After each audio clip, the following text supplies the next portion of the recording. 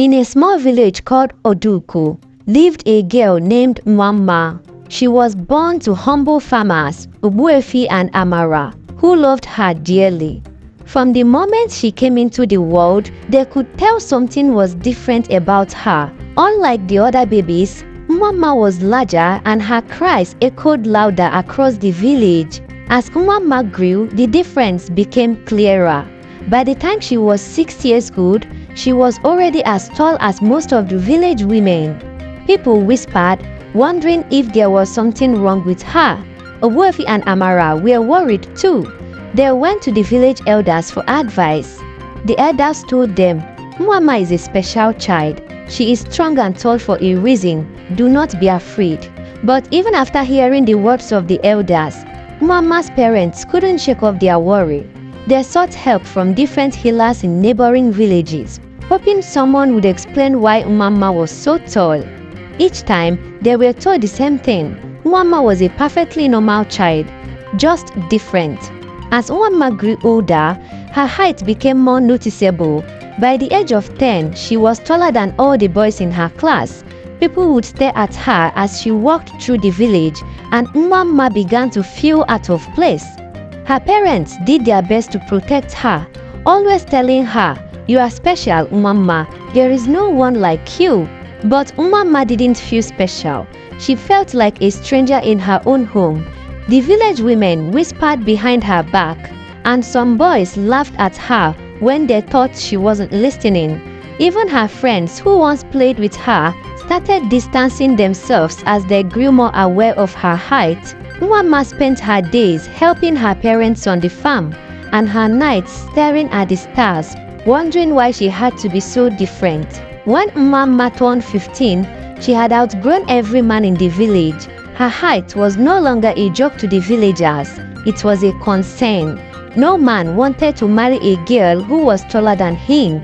The men whispered that Nwamma would never find a husband, and that made her feel sadder each day. One evening, after hearing the latest rumor about her height, Nwamma ran to the riverbank. She sat there, tears streaming down her face.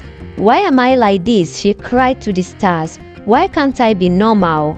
Nwamma's mother Amara found her there, and with a gentle hand wiped her daughter's tears.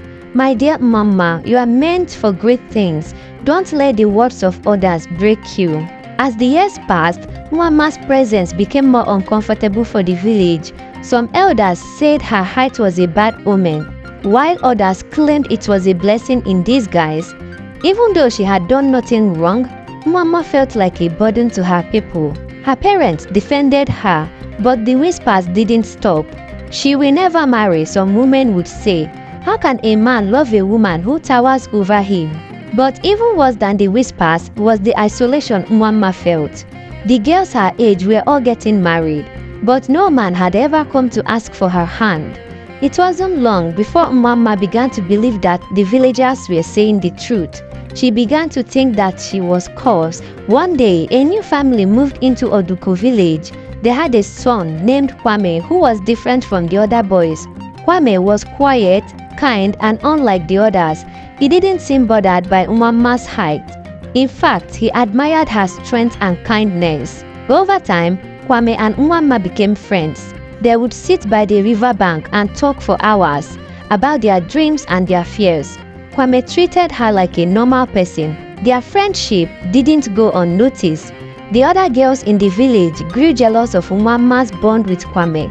Some of them had hoped to marry him, and they couldn't understand why he would spend his time with someone as tall and strange as Nwamma. One of the girls, Ajua, was particularly angry. She started spreading rumors about Nwamma, saying that she had put a spell on Kwame to make him like her. The rumors spread, and soon the entire village was talking about Nwamma again. One evening, Nwamma and Kwame were walking home from the river when a group of girls blocked their path. Ajua stood at the front, her arms crossed. "Why do you spend your time with her?" she asked Kwame, glaring at Nwamma. "She is a giant. She doesn't belong here." Kwame stood tall, refusing to back down. "Nwamma is my friend, and I don't care what you say about her." Ajua's face turned red with anger. "You will regret this," she hissed before storming off. Nwamma felt a mixture of gratitude and fear. She was thankful for Kwame's loyalty, but she knew things were about to get worse. Late one night, Nwamma's parents sat her down. They had something important to tell her. "There is something you need to know about our family," Ogbuefi began. "Your great-grandmother was also very tall." Nwamma was shocked. "Why didn't you tell me before?" Amara sighed. "We didn't think it mattered. She was from a different village, and we thought her height was just an old family trait. We never thought it would pass down to you." Nwamma felt a strange sense of relief. She wasn't the only one. There was someone else in her family who had been just like her. As Nwamma entered adulthood, the pressure to get married grew stronger, but no man in the village was willing to marry someone so tall. The village women pitied her, while the men avoided her. Her parents tried to comfort her, but Nwamma felt alone. She spent her days working in the fields, trying to ignore the whispers that followed her wherever she went. Deep down, Nwamma knew she wanted more. She didn't just want to be known as the tallest girl in the village. She wanted to be loved for who she was. As the days passed, Nwamma began to hear more about the outside world. Traders from distant lands would pass through Oduko, speaking of great cities and different kinds of people. Nwamma began to wonder if there was a place where her height wouldn't make her stand out, but instead be celebrated. Kwame noticed the change in her. "You've been quiet lately," he said one day as they sat by the river. "I've been thinking," Nwamma replied. "Maybe this village isn't where I belong." Kwame frowned. "You can't leave. Oduko is your home." "Is it?" Nwamma asked softly.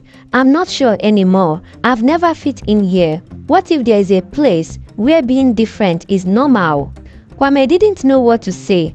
He didn't want Nwamma to leave, but he also understood her feelings. If there was a place where she could be happy, shouldn't she go find it? One morning, a wealthy merchant from a neighboring village arrived in Oduko. His name was Adolfo, and he was known for his success in business. He had heard rumors of the tall girl in Oduko and was curious to see her for himself. When Adolfo saw Nwamma, he was amazed. "You are unlike any woman I have ever seen," he said, his eyes wide with admiration. Nwamma blushed, unsure of how to respond. She had never received such attention before. Adolfo smiled and turned to Nwamma's parents. "I will make a proposal. I wish to marry your daughter. Her height is a sign of strength, and I believe she will bring good fortune to my household." Ogbuefi and Amara were stunned. No one had ever expressed interest in marrying Nwamma before, but they weren't sure if Adolfo's intentions were genuine. Did he truly care for Nwamma, or was he only interested in her as a symbol of wealth? When her parents told her about Adolfo's proposal, Nwamma didn't know what to think. Part of her was flattered. For the first time, someone wanted to marry her, but another part of her was hesitant. She didn't know Adolfo, and she wasn't sure if she could trust him. Kwame was also concerned. "You don't have to marry him just because he asked," he told her. "You should marry someone who loves you for who you are, not for how you look." Nwamma thought long and hard about it. She had always wanted to be accepted, but she didn't want to marry someone who only saw her as a prize. Finally, Nwamma made her decision. She told Adolfo that she couldn't marry him. "I want to be with someone who sees me for more than just my height," she explained. Adolfo was disappointed, but he respected her choice. He left Oduko the next day, leaving Nwamma feeling both relieved and uncertain about her future. Word spread quickly through the village that Nwamma had turned down Adolfo's proposal. Some of the villagers were angry. She should have married him, they whispered. It was her only chance. Even Nwamma's parents were concerned. "Are you sure you made the right choice, Nwamma?" her mother asked. "He was a good man and he could have provided for you." But Nwamma stood firm. "I want to marry someone for love, not just for what they can offer me." The villagers continued to gossip, and Nwamma found herself more isolated than ever. Even the women who had once pitied her now turned their backs on her, believing she had thrown away her one opportunity at happiness. Kwame had always been by Nwamma's side. her only true friend in the village. But as time went on, Nwamma began to notice a change in him. He became distant, spending less time with her. At first, she thought he was just busy, but soon she discovered the truth. One afternoon, Nwamma overheard a conversation between Kwame and Ajua. They were standing near the market talking in low voices. "I never really liked her," Kwame admitted. "She's too different. I just felt sorry for her." Nwamma's heart shattered. The one person she thought she could trust, the one person who had always been by her side, had never truly cared for her. He had only pitied her. Nwamma didn't confront Kwame. Instead, she quietly walked away, her heart heavy with betrayal. For days, Nwamma stayed inside her home, refusing to speak to anyone. She felt lost, alone, and betrayed by the only friend she had ever known. Her parents tried to comfort her, but Nwamma's pain ran deep. One night, as she lay in bed, Nwamma heard a voice in her mind. It was the voice of the old healer who had visited her village many years ago.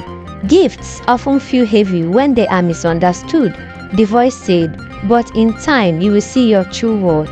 Nwamma realized that she had been relying too much on the opinions of others. She had been waiting for someone else to make her feel worthy, when all along her strength had been within her. She didn't need the approval of the village, of Kwame, or anyone else. She was enough on her own. With this newfound strength, Nwamma decided to take control of her life. She began spending more time at the river, not to escape, but to think about her future. She realized she didn't need to stay in Oduko. The world was big, and there were opportunities beyond the village. One day, Nwamma announced to her parents that she was leaving. "I'm going to find a place where I belong," she said confidently. Her parents were surprised, but they knew that Nwamma was strong and capable. "We will always support you," her father said. "Go and find your happiness." Nwamma packed her things and set off on her journey. She didn't know where she was going, but she felt a sense of freedom she had never experienced before. As she walked through different villages and towns, she met people who didn't stare at her height or whisper behind her back. Instead, they admired her for her strength and confidence. Nwamma learned new skills along the way, working as a farmer, a trader, and even a teacher in some villages. Everywhere she went, people respected her for her hard work and kind heart. For the first time in her life, Nwamma felt truly accepted. In one of the villages Nwamma visited, she met a man named Kojo. He was a gentle, kind-hearted farmer who didn't seem to care about Nwamma's height. Instead, he admired her courage and independence. Kojo and Nwamma spent time together, working on the farm and sharing stories by the fire. Slowly, their friendship blossomed into love. For the first time, Nwamma felt what it was like to be loved for who she truly was. Kojo didn't see her height as a burden or something strange. He saw it as part of what made her unique and beautiful. Years passed, and Nwamma and Kojo built a life together. They had a small farm and a village filled with love and laughter. Nwamma had found her place in the world, a place where she was valued not for her height but for her heart. The village of Oduko became a distant memory, and the pain of the past faded away. Nwamma had found her happiness, not in the approval of others, but in herself. And so, the girl who was once the tallest and loneliest in the village became a woman who was loved, respected, and at peace with who she was.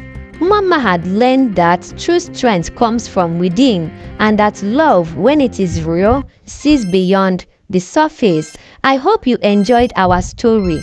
Please subscribe to our channel and like our video so that we can keep bringing you more interesting stories. Thank you so much for listening, and we will see you in our next story. Bye!